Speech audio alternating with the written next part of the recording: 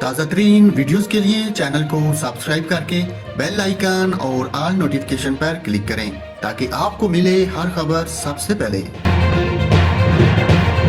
ناظرین، سعودی عرب اور چند خلیجی ممالک میں رمضان المبارک کا آغاز 2 اپریل جبکہ پاکستان میں 3 اپریل 2022 کو ہوا تھا، جس کے مطابق اگر 30 روزے ہوئے تو سعودی عرب میں عید 2 مئی جبکہ پاکستان میں 3 مئی کو ہوگی۔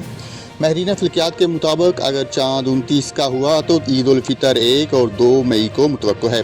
پاکستان میں عید 3 مئی بروز منگل کے دن متوقع ہے، لیکن حتمی فیصلہ بیت الہلال کمیٹی 1 مئی اور 2 مئی کے اجلاس کے بعد ہی دے گی۔ دوسری جانب سعودی ماہر فلکیات کا کہنا ہے کہ سعودی عرب میں عید 2 مئی بروز پیر 2022 کو متوقع ہے، کیونکہ اس مرتبہ چاند 30 دن بعد نمودار ہوگا۔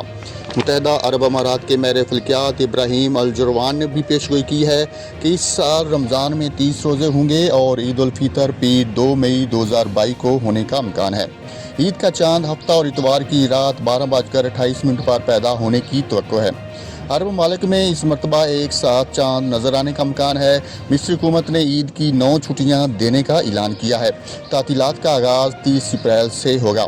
پاکستان میں چھٹیوں کے حوالے سے بھی تاحال کوئی نوٹیفیکیشن جاری نہیں کیا گیا، لیکن امکان یہ ہے کہ چھٹیاں ہفتہ 30 اپریل سے دی جائیں گی۔